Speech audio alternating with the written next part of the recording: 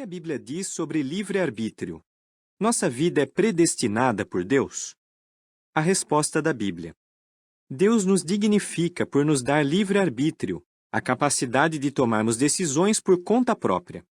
Portanto, nossa vida não é controlada por Deus ou pelo destino. Veja o que a Bíblia ensina. Deus criou os humanos à sua imagem. Ao contrário dos animais, que basicamente agem por instinto, nós somos um reflexo de nosso Criador no sentido de que somos capazes de demonstrar qualidades como amor e justiça. E assim como Ele, nós temos livre-arbítrio. Nosso futuro depende, em grande parte, de nossas escolhas. A Bíblia nos incentiva a escolher a vida por escutar a voz de Deus, ou seja, por escolher obedecer aos seus mandamentos. Essa oferta não faria sentido, ou até mesmo seria cruel, se nós não tivéssemos livre-arbítrio. Em vez de nos obrigar a fazer o que Ele diz, Deus nos faz o comovente apelo: Oh, se tão somente prestasses realmente atenção aos meus mandamentos! A tua paz se tornaria então como um rio. Isaías 48, 18. O destino não determina se o que fazemos vai dar certo ou não. Para sermos bem-sucedidos em qualquer coisa, precisamos nos esforçar. Tudo o que a tua mão achar para fazer, diz a Bíblia, faze-o com o próprio poder que tens. Eclesiastes 9, 10. Ela também diz: os planos do diligente seguramente resultam em vantagem. Provérbios 21, 5. O livre-arbítrio é um presente valioso de Deus, porque nos permite escolher amá-lo de todo o coração. Mas Deus não controla tudo? De fato, a Bíblia ensina que Deus é todo-poderoso. Ninguém pode impor limites ao seu poder. No entanto, Ele não usa seu poder para controlar tudo. Por exemplo, a Bíblia diz que Deus exerceu autodomínio para com a antiga Babilônia, uma nação inimiga de seu povo. De modo similar, por enquanto, Ele escolhe tolerar aqueles que fazem mau uso do livre-arbítrio e prejudicam outros. Mas Deus não vai tolerar isso para sempre.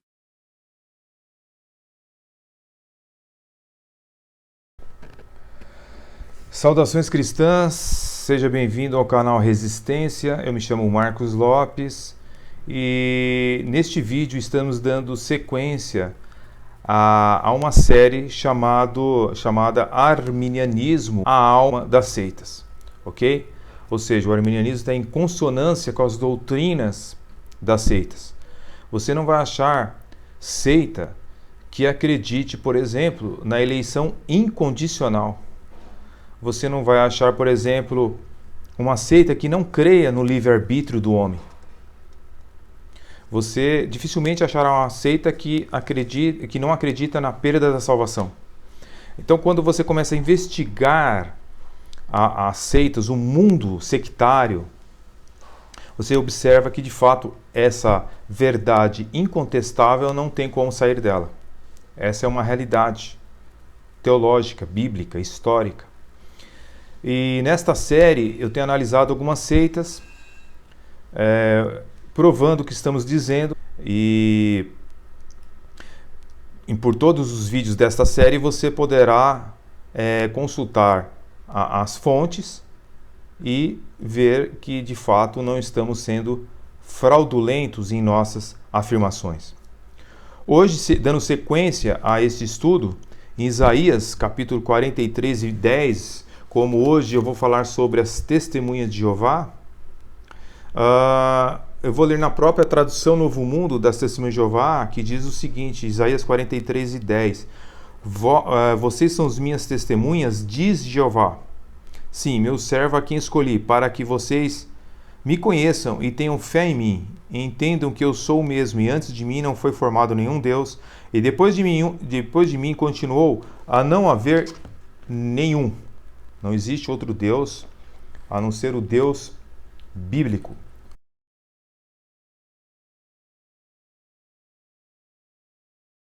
Como funciona a presciência de Jeová? Esse é certamente um assunto fascinante. Porém, antes de assistir a este vídeo, eu peço que você assista a 2 vídeos no meu canal. 1. Deus sabia que Adão e Eva iriam pecar? E 2. O futuro existe? Eu vou deixar o link desses vídeos na descrição. Nesses vídeos, eu expliquei de forma bem sucinta alguns pontos sobre a onisciência de Deus. E eu sugiro que você pause este vídeo, assista aos vídeos mencionados e depois leia com bastante atenção a dissertação da Organização de Jeová sobre esse assunto na obra Estudo Perspicaz. Ok, se você já fez isso, então vamos seguir em frente. Se você não fez o que eu sugeri, então não continue assistindo a este vídeo porque você poderá entendê-lo de forma errada. Você precisa do embasamento do conteúdo que eu sugeri. Ok, então vamos começar. Existem basicamente duas visões majoritárias sobre a pré-ciência, o calvinismo e o arminianismo. A Organização de Jeová rejeita essas duas visões. Em resumo, o calvinismo ensina que Deus pré-ordena todos os eventos e que por tal razão os eventos ocorrem. Nessa visão, Deus é o predestinador de tudo. Muitos protestantes teimam em alegar que isso não eliminaria o livre-arbítrio. Porém, o livre-arbítrio se torna logicamente impossível nessa visão fatalista. Tem um amigo meu que diz que o calvinismo é como um filme onde Deus é o redator, o diretor e o produtor, e depois de pré-determinar cada vírgula no filme, Deus se senta na frente da TV para assistir o filme que ele mesmo criou e critica o caráter dos personagens que ele criou. Não existe ninguém que possa me convencer de que há livre-arbítrio nessa visão. Já o arminianismo diz diferente. As coisas não acontecerão porque Deus diz que acontecerão. Mas Deus diz que acontecerão porque ele vê de forma exterior a si que elas de fato acontecerão. Nessa visão, o tempo em si é um ser, algo que Deus criou, e não a percepção da mudança em movimento físicos e metafísicos. Quer dizer, Deus veria os eventos no tempo de forma linear e por tal razão ele saberia de tudo o que acontecerá. Porém, ele não seria o responsável por isso. Eu costumo dizer que o arminianismo é Deus sentado na frente da televisão para assistir à previsão do tempo, sendo que as próprias condições do tempo teriam sido estabelecidas por ele. O problema aqui é o seguinte: se assim fosse, o futuro já teria acontecido e teria determinado o presente, e Deus se torna um observador passivo de eventos futuros se realizando no tempo presente, os quais ele não tem poder para modificar, alterar, nem nutrir expectativas em relação a quaisquer criaturas, pois a ciência divina não poderia ser diferente ou estar equivocada em relação a todos os eventos já conhecidos desde sempre ou eternamente por Deus.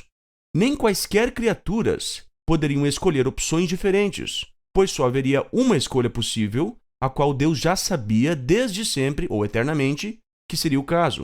Logo, não seriam as ações livres das criaturas, que ainda nem existiam, que determinariam seus destinos, mas sim a ciência de Deus, que causaria que criaturas viessem à existência com a finalidade única de cumprir seus papéis imutáveis no desenrolar dos eventos. E não há nada que você possa fazer para mudar seu futuro, pois ele já aconteceu. Essa visão levanta questões problemáticas, conforme eu já abordei em partes nos vídeos anteriores. A Organização de Jeová também rejeita essa visão, pois ela implica que Deus não poderá ser seletivo quanto ao que ele deseja saber, mas deverá saber de absolutamente tudo o que acontecerá sem poder influenciar os eventos. Então você talvez se pergunte, qual é a visão da Organização de Jeová a respeito desse tema tão interessante? A Organização de Jeová não possui uma dissertação explícita sobre esse assunto, tampouco usa nomenclaturas. Porém, as explicações sobre esse assunto da organização não são compatíveis nem com o calvinismo e muito menos com o arminianismo.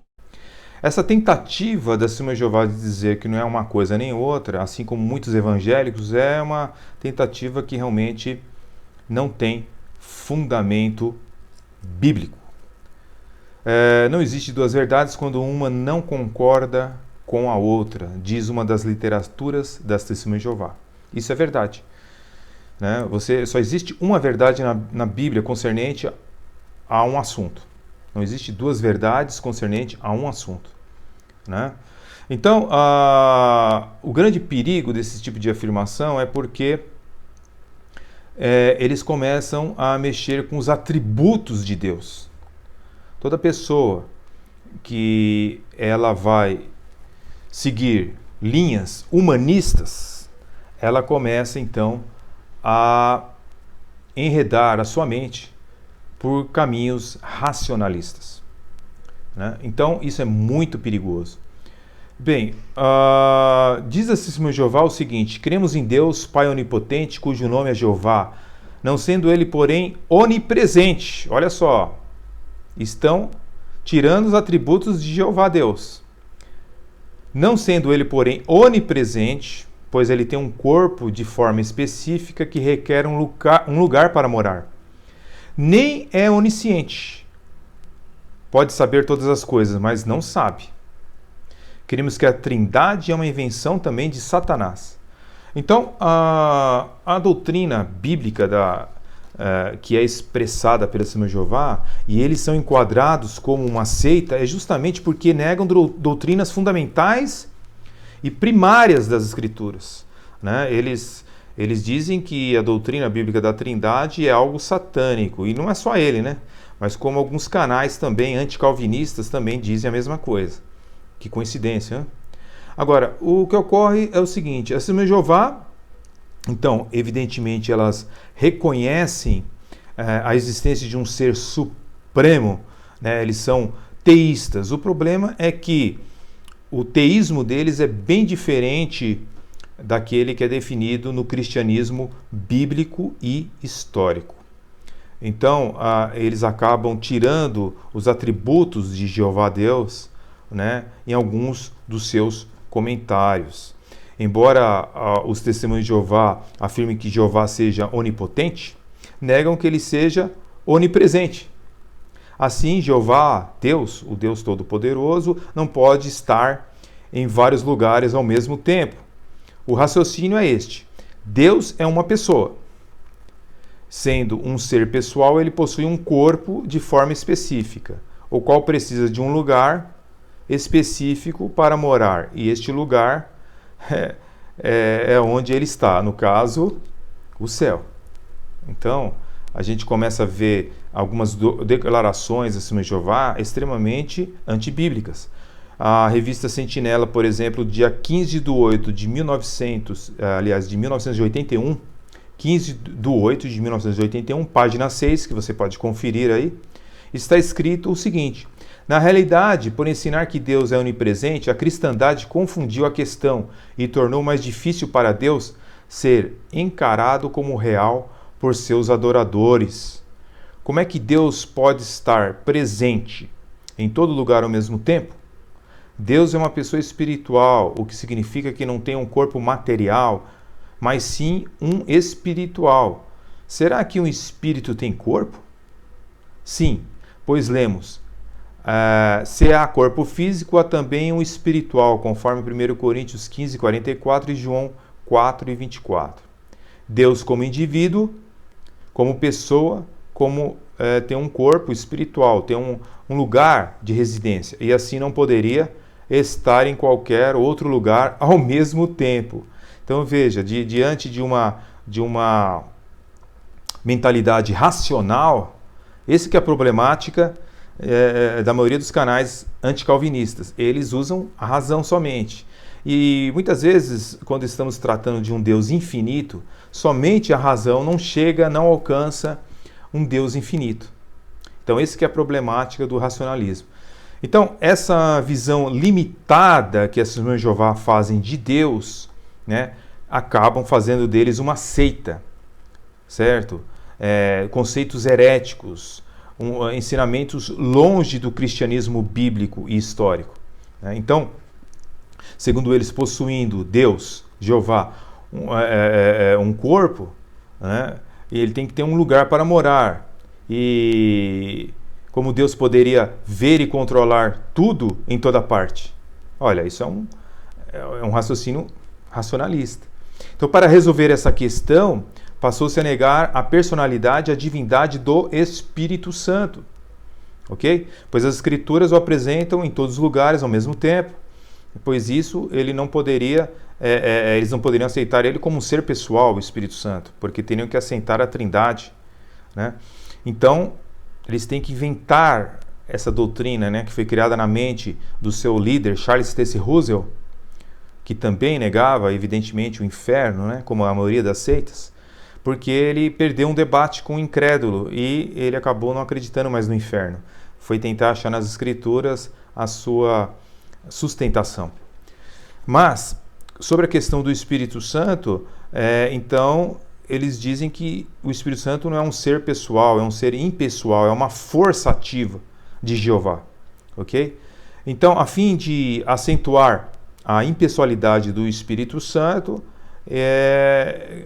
grafam-lhe então com iniciais minúsculas na sua Bíblia, tá? Você vai ver o Espírito Santo com E minúsculo, tá bom?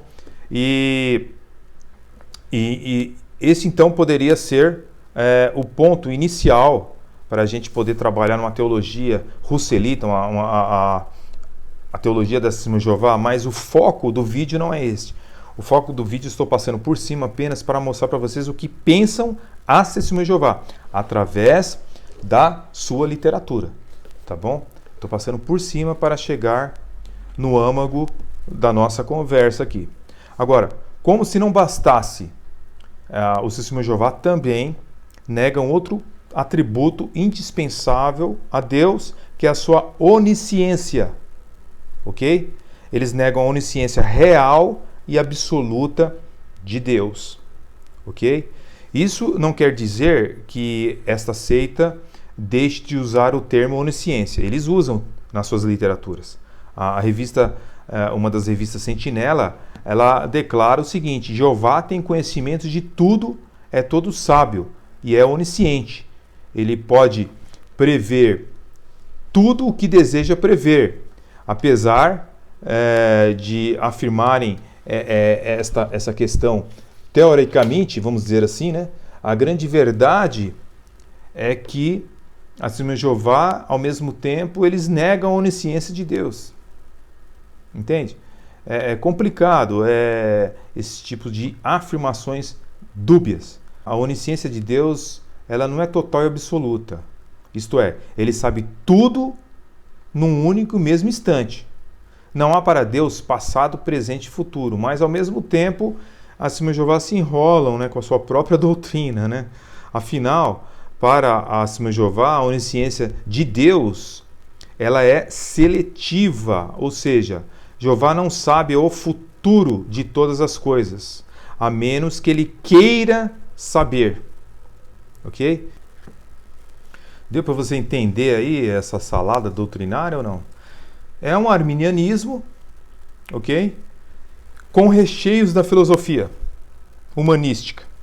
Ou seja, você reuniu o arminianismo, coloca nesse bolo a filosofia racional e você tem esse tipo de explicação concernente aos atributos de Deus. Evidentemente que muitas pessoas desinformadas vão aceitar isso com uma verdadeira tranquilidade, porque nós vivemos um período onde as pessoas não investigam de fato aquilo que estão ouvindo. Agora, veja bem, então se Jeová não sabe totalmente o futuro, né, somente as coisas que ele quer saber, como afirmou a referida sentinela, né, ele pode prever tudo o que ele deseja prever. Assim, o conhecimento de Deus está entre o poder e o desejar, certo? Enquanto ele não deseja saber, ele desconhece o futuro. Então, as Testemunhas de Jeová, elas propõem a seguinte ilustração, que está contida neste livro aqui, Raciocínios, que eu vou ler para vocês aqui, tá bom?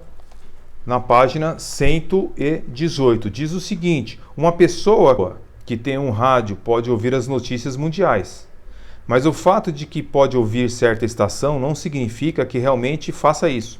Ela precisa primeiro ligar o rádio e aí selecionar a estação. Da mesma forma, Jeová tem a capacidade de predizer eventos, mas a Bíblia mostra que ele faz uso seletivo e com discrição desta capacidade que tem, com a devida consideração pelo livre-arbítrio com que dotou as suas criaturas humanas. Evidentemente que toda seita acredita no livre-arbítrio do homem. É por isso que nós dizemos e afirmamos, né? E é por isso que nós afirmamos de que o arminianismo é a alma das seitas, ok? Interessante que se você ver o livro Raciocínios à Base das Escrituras, na página 119, a explicação, né, que nós temos aqui, aliás, na página 117, que é um livro para eles usarem para se defenderem das seitas. Se você prestar atenção na página 117, você vai ver que a explicação que eles dão aqui e a pergunta é respondida da seguinte forma: será que Deus predestinou Jacó e Esaú? Será que eles foram predestinados? Se você perguntasse isso para um cristão que acredita no evangelho monergístico, ele diria que sim. Mas se você perguntar para um arminiano, o que ele vai responder? Ele vai responder conforme está escrito aqui, no Raciocínios. Ele vai responder como uma seita responde.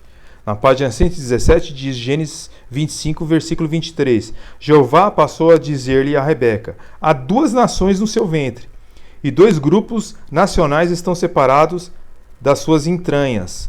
E um grupo nacional será mais forte do que o outro grupo nacional, e o mais velho, no caso Esaú, servirá ao mais jovem Jacó. Então, Jeová tinha a capacidade de ler o padrão genético dos gêmeos por nascer. Então preste atenção, olha só. A mesma explicação que Jacó Arminius deu quando ele se contaminou com os livros católicos e racionais, entendeu? É a mesma explicação que as Testemunhas de Jeová estão dando aqui. Ele já deixa a literalidade da Bíblia e vai para o liberalismo teológico, ou seja, dizendo que Esaú e Jacó simbolizam nações, mas não estão falando de pessoas literais. Então você perceba que, de fato, o arminianismo é a alma das seitas, ok? É algo que não tem como dizer o contrário. Agora, o que ocorre é o seguinte: quando nós começamos a ver esses raciocínios, né, a gente observa que algo muito perigoso, né? A explicação da Testemunha de Jeová é que se Jeová quis saber se alguém será fiel a ele ou não, ele deverá sintonizar a estação dessa pessoa, caso contrário, ele não terá como saber. Esta seria a razão pelo qual Jeová não sabia que Adão e Eva pecariam, segundo a Testemunha de Jeová. Mas, quando eles dão essa explicação que Jeová Deus faz uso seletivo, eles caem no arminianismo, né, radical, no caso, teísmo aberto. Eles caem no teísmo aberto, que quer dar uma explicação extremamente igual à que eles estão dizendo.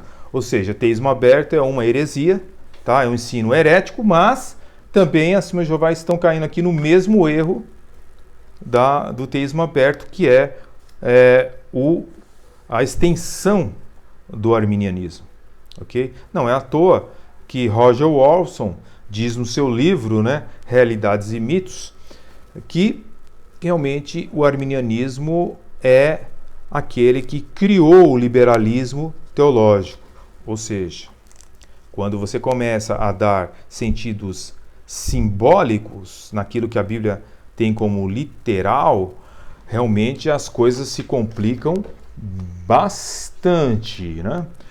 Agora veja, as incoerências da teologia da Testemunha de Jeová, elas não param, né? Veja bem, na primeira citação que nós vimos aí, afirma-se que Jeová, ele não sabe o futuro, mas que ele precisa fazer uso seletivo deste futuro.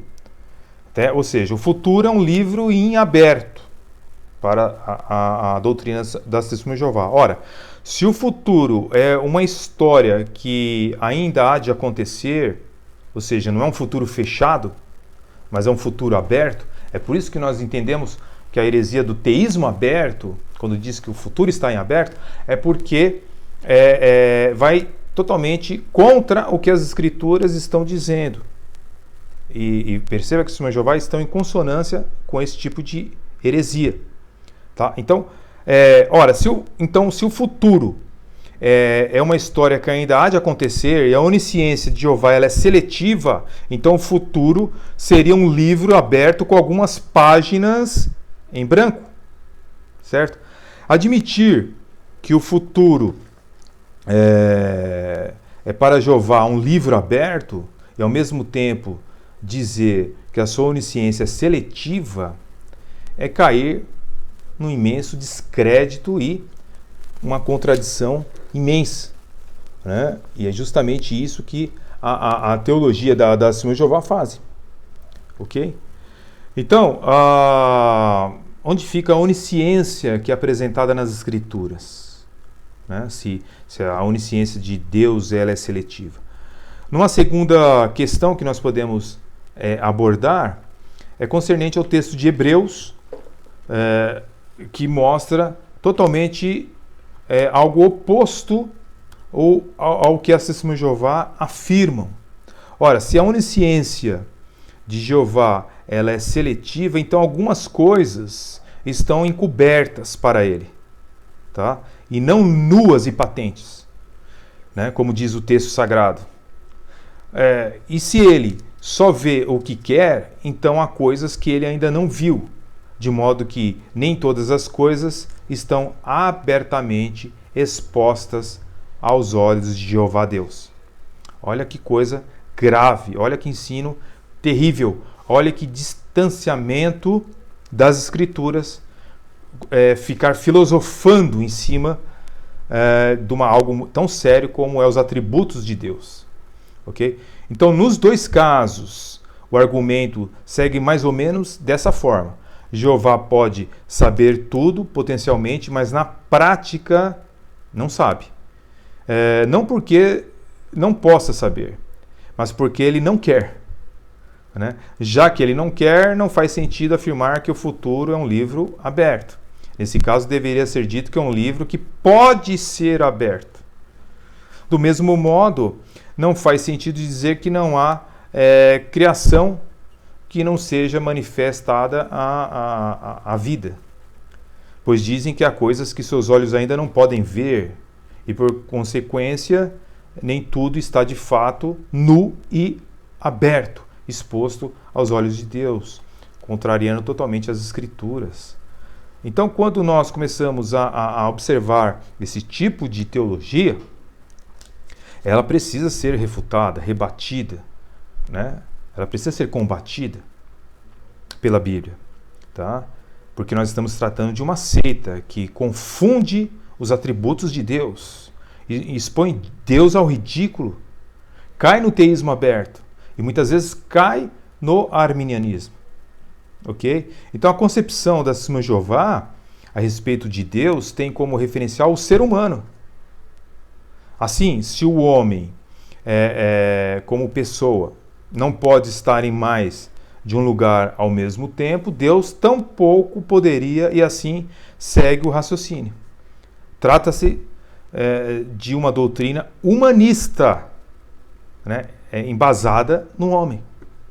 Então, a gente precisa entender o que a Bíblia diz sobre esses assuntos.